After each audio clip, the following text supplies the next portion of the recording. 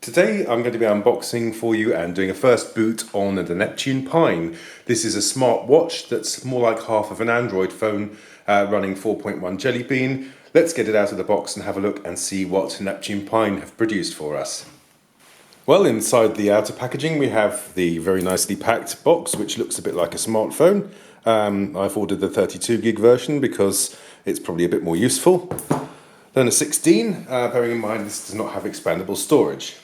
So the Neptune Pine supports 3G, Wi-Fi, Bluetooth and GPS, and it is a proper standalone smartwatch.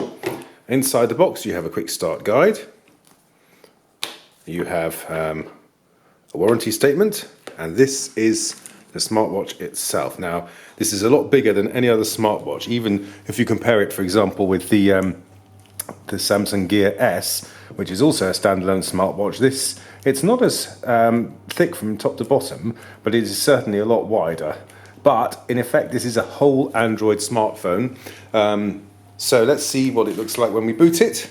See what other accessories there are in the box first. That's the power supply, headphones. Let's see what's inside here. So we get a set of headphones. We get a wristband, a monster wristband, and we get a mains charger and a very solid thick USB cable. Right, well, that's all of that. Let's get the phone plugged in and see how it works. So before we boot the phone, or watch, whichever you might want to call it, let's have a look at what it's got on it. This is the micro SIM card slot. Here is a micro USB socket. On the side here we have a speaker. The bottom that clips into the watch band. Then we have on the other side the power button, a microphone and the volume up and down buttons. And on the front we have the home button, the menu button and the back button, just like most Android phones. So it needs a micro SIM inserted before we switch it on, and fortunately I have a spare one to hand. Yes, here's one of my many free 3 pay-as-you-go micro SIMs. Now, how do we get into here? It's just a fingernail underneath and a pull job, I think. So we turn our attention to the SIM cover, and under the SIM cover here is a slot for the SIM card, which goes in with the contacts facing down, like so. Push that in all the way. Ah, there we go. It's quite a long way in to push it. It's quite a deep socket. So that's in, and now we put the cover back on. Now I'm going to plug this into charge whilst we boot it, because all of these devices really should be charged fully before use. It prolongs their battery life. So here's the micro socket for USB. Let's plug it in, and it should be starting to charge now. In fact, I felt a reaction from that immediately, and it's booting. Great. So this is the first boot. I'll just zoom in on that so you can see it a bit more clearly. And there we go, the clock's on and we're charging. Okay, it's already set the time to the correct time because of the SIM card being in there. That's very good. A number of other reviewers have complained that this doesn't have access to all the apps on the Google Play Store, but actually you can sideload apps onto this, so it's not true. This will run any of the Android apps that are available on the Play Store. So this Neptune Pine has a 5 megapixel camera on the back here with a nice coated lens, an LED flash. This also has a VGA camera on the front here. Okay. Well, this is very much Android Jelly Bean with a browser, calculator, calendar. So here's your apps. The screen's got quite a narrow angle of visibility, especially over to the left. It's much better over to the right. I guess that's because you're going to be more likely to view it on that side of your wrist. Interesting. It's got a nice lively response to it. It doesn't feel laggy at all. That's settings for the phone. Back, back. Settings.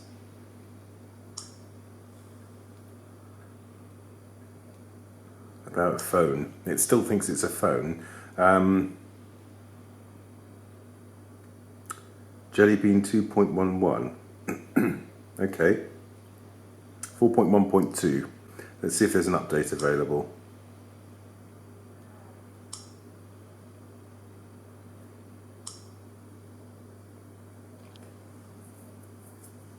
It's quite a responsive touchscreen actually.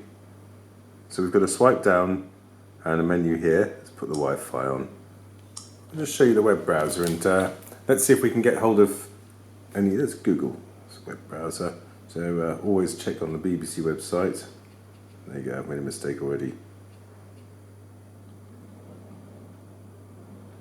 So straight away we have a web browser working on here. This is the WebKit browser.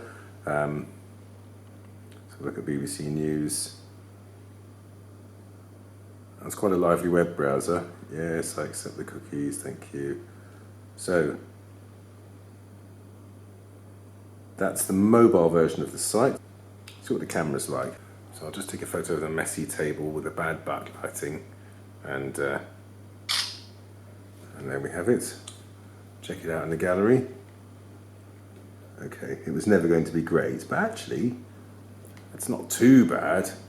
It does produce an acceptable photo when nothing else is available. Certainly better than any smartwatch's camera by Samsung, any of the Gear cameras. I mean, they're only 2 megapixels, so to be honest, you were never going to get a very decent image out of those. Let's compare the keyboard, say for example, on that with the keyboard on the Samsung Gear S.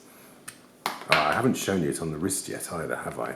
So there's the Gear S, which does have a much crisper display. But let's say, for example, I was going to be writing a text and I want to take a message and write a new message, which I can do, compose here. So the keyboard on here, okay, they won't let me do anything. Enter message.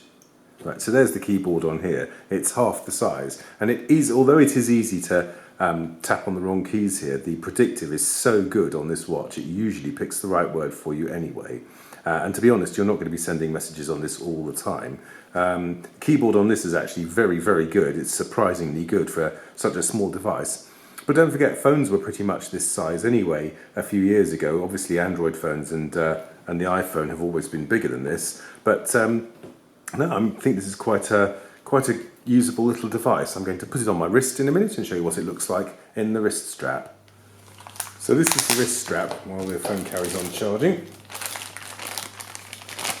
So no joking, this is probably the biggest watch strap you will ever see in your life. It truly is a monster. And the smartwatch, or whatever you want to call it, fits onto this, or into this should I say.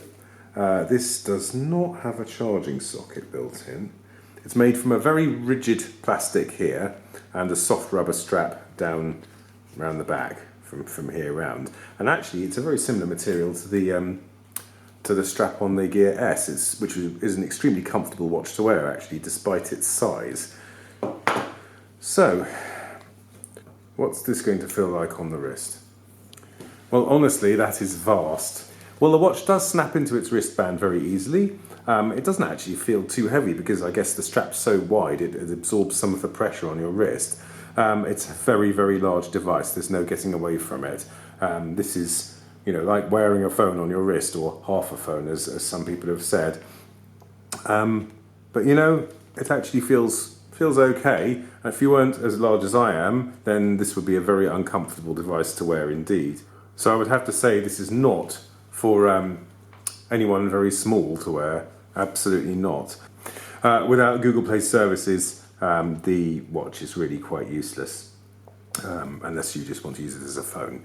So I'll come back to you with a full review, having installed Google Play services and worn this for a while, and we'll see how well it compares with other smartwatches currently available.